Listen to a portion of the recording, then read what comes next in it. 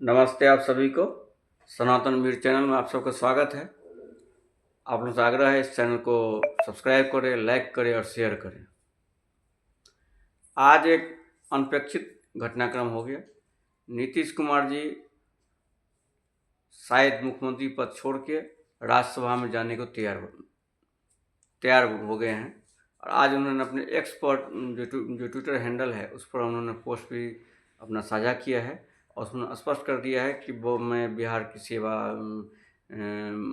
बहुत मन से किया और आज मैं राज्यसभा जाने की मैं बिहार के दोनों सदनों में सदस्य रहा हूँ, विधान परिषद विधानसभा में। और मेरी इच्छा थी कि लोकसभा और राज्यसभा दोनों में रहूँ, तो मैं लोकसभा में तो रहा हूँ, राज्यसभा के सदस्य बनने की बड़ी इच्छा थी, इसलिए मैं अपनी इच्छा से राज्यसभा में जा रहा हूँ। आगे मैं जब तक रहूँगा तब तक बिहार की सेवा करता रहूँगा, लोगों से जुड़ा रहूँगा। ये उनके भावार्थ है जो उन्होंने अपने एक्स चैनल पर जो उन्होंने अपने ट्विटर पर पोस्ट किया। अब प्रश्न ये है कि नीतीश कुमार जी ने ऐसा क्यों किया। जो नीतीश कुमार जी केवल मुख्यमंत्री के कुर्सी पर बैठने के लिए और बार बार पार्टियों की अदला बदली किया, दल बदलू किया, कभी इस पार्टी के साथ, कभी उस पार्टी के साथ, कभी राष्ट्रीय जनता के साथ, कभी भाजपा के साथ। लोग बदलते रहे लेकिन उनकी कुर्सी नहीं बदली। बीच में जीतन राम मांझी जी की उनके थोड़े दिन के शासन छोड़ दिया जाए तो 2005 से अब तक लगातार 20 साल से शासन कर रहे हैं। अगर हम 21वीं शताब्दी की बात करें तो नवीन पटनायक जी को छोड़ के वो सबसे लंबे कार्यकाल वाले मुख्यमंत्री हैं। तो उन्होंने ऐसा क्यों किया कि वो लगातार अपना शासन चला ही रहे थे। उनको कोई चुनौती नहीं थी, ना विपक्ष से, ना सहयोगी भाजपा से। तो इसके बहुत सारे कारण हो सकते हैं, सब अटकलें हैं, बहुत दिनों से चल रहा होगा कि आगे क्या होना चाहिए, गठबंधन कैसा रहेगा। इसकी मुझे लगता है कि बहुत दिनों से इनके बीच आपस में खिचड़ी तो पक ही रही होगी। शायद ऐसा जो समाचार आ रहे हैं कि शायद उनको बोला गया है कि आपका स्वास्थ्य जो है वो बहुत ठीक नहीं है, तो आप चाहे तो अपने कुर्सी पर आपकी इच्छा है कि आप कुर्सी पर बने रहें या कुर्सी छोड़ दें और आपके इच्छानुसार आपकी जगह पर किसी दूसरे को दिया जाएगा। ऐसी बात चल रही है। तो उसमें है क्या कि अब ये संभावना ये बलवती हो गई है कि इस बार शायद मुख्यमंत्री भाजपा की ओर से हो। अब वो सम्राट चौधरी होंगे या नित्यानंद राय होंगे, कुछ लोग तो मंगल पांडे का नाम भी लेते हैं, लेकिन बहुत अधिक संभावना सम्राट चौधरी और नित्यानंद राय की है। उसमें भी सम्राट चौधरी की संभावना अधिक है। तो एक और संभावना प्रबल है कि अगर भाजपा का मुख्यमंत्री बनता है तो नीतीश कुमार जी के सुपुत्र निशांत कुमार जो आज ये घोषित हो गई कि आज वो पार्टी ज्वाइन करेंगे, राजनीति में पदार्पण करेंगे, तो वो डिप्टी सीएम बन सकते हैं। इसके साथ हो सकता है जैसे भाजपा में तो 2 डिप्टी सीएम नीतीश जी की पार्टी से हो सकता है। तो इस तरह से भाजपा का पहले जो सपना है पूरा हो सकता है। वर्षों से भाजपा का सपना था कि बिहार में उनका मुख्यमंत्री हो और ये सपना शायद अब पूरा होने का समय आ गया है। और नीतीश जी लंबे समय तक भाजपा की पूरी राजनीति को अपनी उंगलियों पर नचाया, अब लगता है कि इससे वो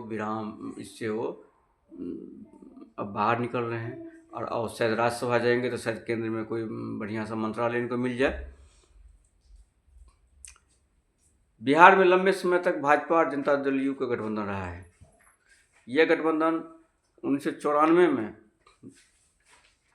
जब जॉर्ज फर्नांडिस ने जनता दल को तोड़कर समता पार्टी बनाई थी, तब दोनों की बातचीत शुरू हुई और 96 के लोकसभा चुनाव में ये गठबंधन एक तरह से जारी हुआ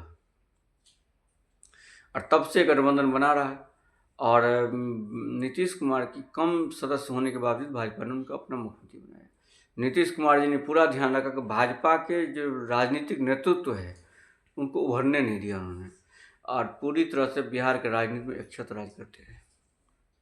और इसके लिए उन्होंने कई बार राष्ट्रीय जनता के साथ 2 बार वो पलटे भी।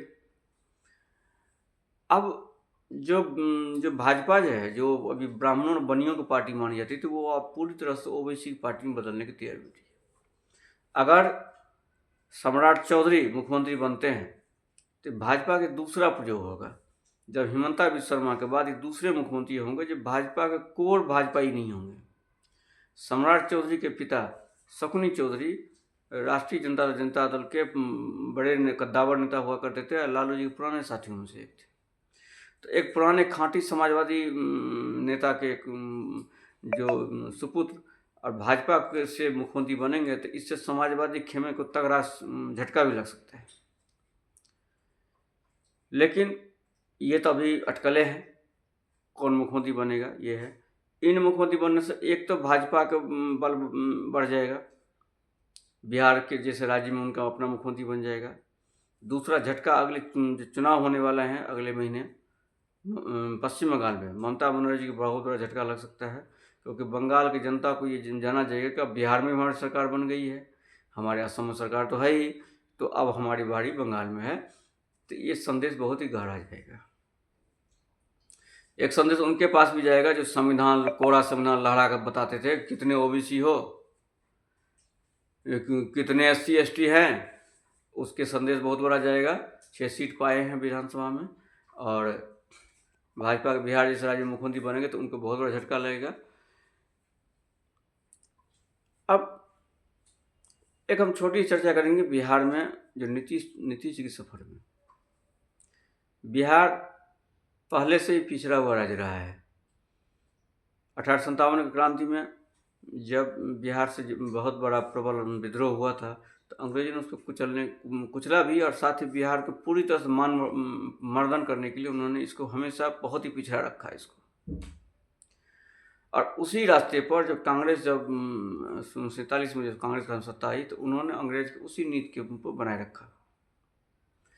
और जो माल ढूंढने के लिए जो फ्रेट का जो नियम था, वो नियम पहले ये था कि जहाँ का माइंस होगा वहाँ से फ्रेट के जो मालगाड़ी ढुलाई का जो फ्रेट का किराया उस पर जुड़ जाता था, उसके रेट बढ़ जाते थे। उसने कांग्रेस ने इस नियम को पलट दिया। साथ ही जो कोसी प्रोजेक्ट वाली जो योजनाएं थी उसको भी उन्होंने पलट दिया और भाखड़ा नांगल के लिए दे दिया पैसा। इस चक्कर में बिहार में न तो कृषि क्रांति हुई न औद्योगिक क्रांति हुई, बिहार पिछड़ता चला गया। फिर धीरे बिहार में सोशलिज्म के नाम पर एक जाति टकराहट शुरू हुआ। अब बिहार की फिर JP आंदोलन जब शुरू हुआ तो उसने बिहार को लाभ के बदले नुकसान अधिक किया, और उनसे आंदोलन से निकले नेताओं जैसे लालू प्रसाद यादव, नीतीश कुमार और भी नेताओं ने बिहार में एक जाति जहर घोल दिया समाज में। फिर 1990 के बाद जब लालू प्रसाद यादव बिहार के मुख्यमंत्री बने, बिहार के लिए एक सांप बन गए। उनके 15 वर्ष के उनके बाद में उनकी पत्नी राबड़ी देवी के शासन 15 वर्ष में बिहार की अर्थव्यवस्था पूरी तरह से रसातल में चली गई। बिहार बदनाम हो गया, बिहार की पूरी अर्थव्यवस्था धूल धूसरित हो गई। बिहार का जो नौजवान है, बिहार के लोग हैं, पलायन पर मजबूर हो गए। जितने लोग बिहार में थे उससे ज़्यादा बिहार से लोग बाहर चले गए। उद्योग धंधे से लेकर कृषि तक सब कुछ चौपट हो गया, और बिहारी सब एक गाली बनकर रह गया। इस कठिन परिस्थिति में 2005 में नीतीश कुमार जी भाजपा के साथ गठबंधन करके बिहार में सरकार बनाए। तमाम आलोचना के बावजूद नीतीश कुमार जी के ये 5 वर्ष कार्यकाल बिहार के लिए बहुत ही वरदान साबित हुआ। उन्होंने बिहार में शांति सुव्यवस्था कायम किया, और महिलाओं के लिए जो बिहार जो बहुत ही खराब स्थिति थी उसको उन्होंने सुधार किया।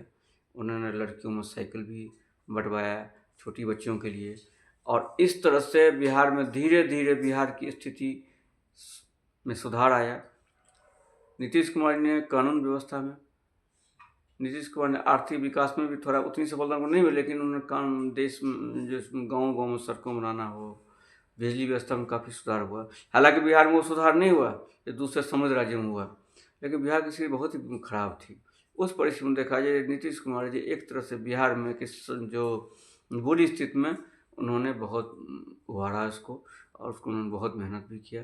20 वर्ष के लंबे राजनीतिक करियर में नीतीश कुमार जी का बहुत कम नेताओं में उदाहरण है जिन पर एक दाग नहीं है इस चेहरे पर, उन पर बेईमानी के छींटे भी नहीं, एक धब्बे नहीं है। यह उनकी एक पूंजी है। और उन्हीं के इसी कारण बिहार में जो इतनी बुरी परिस्थिति हुआ, जो बिहार में अच्छा विकास हुआ है। अगर मैं बिहार से हूँ, अगर आप भी बिहार से हैं और जो बिहार से नहीं है उनको ये मालूम नहीं होगा कि 2005 से पहले बिहार की स्थिति कितनी खराब थी। जैसे पटना हाईकोर्ट उसे जंगल राज कहा था। तो उस जंगल राज से बाहर निकालने में नीतीश जी ने की बड़ी भूमिका है। इसके लिए बिहार के लोग उन्हें बहुत ही सम्मान करते हैं और सम्मान की दृष्टि से देखते हैं। इसमें दो राय नहीं, उन्होंने बिहार की स्थिति को संभालने बड़ी भूमिका निभाई। हालांकि बहुत सारे क्षेत्र हैं जिसमें नीतीश जी पूरी तरह से असफल रहे, लेकिन उसकी चर्चा का भी विषय नहीं है, उसकी चर्चा फिर कभी करेंगे। लेकिन अभी नीतीश जी का विकल्प बनना इतना सरल नहीं है। अगर भाजपा की सरकार ही बनती है तो जो भी बनेंगे, सम्राट चौधरी हों या नित्यानंद राय हों, उनके लिए बहुत बड़ी समस्या है कि एक तो नीतीश जी की जो लेगेसी है उसको बनाए रखना और उनके बाद एक अच्छा शासन देना। जैसा कि भाजपा ही राज्यों में अधिकांश मुख्यमंत्री ने अच्छा शासन दिया है, जैसे यूपी में है, महाराष्ट्र में है, और जो शिवराज सिंह चौहान जी ने दिया था मध्य प्रदेश में। ऐसा अच्छा शासन देना उनके लिए बहुत बड़ी चुनौती हो। अब नित्यानंद राय जी को मुख्यमंत्री बनाना, नित्यानंद राय जी यादव समाज से आते हैं, उनको मुख्यमंत्री बनाने का दाव भाजपा लगा सकती है। उससे उनको ये लगेगा कि जो राष्ट्रीय जनता दल के यादव वोट टूट सकते हैं। हालांकि ये भ्रम भी हो सकता है। उन्होंने मोहन यादव जी का जो प्रयोग किया है मध्य प्रदेश में, वो उन पर बैकफायर कर गया है, वो अच्छा नहीं रहा है। तो वो अगर नित्यानंद राय जी का प्रयोग करते हैं, हालांकि नित्यानंद राय जी के शासन अच्छा है, गृह मंत्री के रूप में उन्होंने अच्छा शासन दिया है, वो किसी विवाद में भी नहीं पड़ते हैं। लेकिन आगे का कुछ कहा नहीं सकता। लेकिन उनको अगर देने पर, अगर भाजपा ये सोचती है कि यादव वोट बैंक का हमारे पास आएगा, तो मुझे इसमें संभावना कम ही लगती है। तो इसलिए ये इसकी संभावना बहुत अधिक है कि वो सम्राट चौधरी पर ही दौड़ लगाए, ताकि जो ओबीसी है, यादव माइनस ओबीसी वाला जो उनका जो वोट बैंक है, वो मजबूत हो। आगे हमारी ओर से नीतीश कुमार जी को बहुत ही शुभकामनाएं हैं।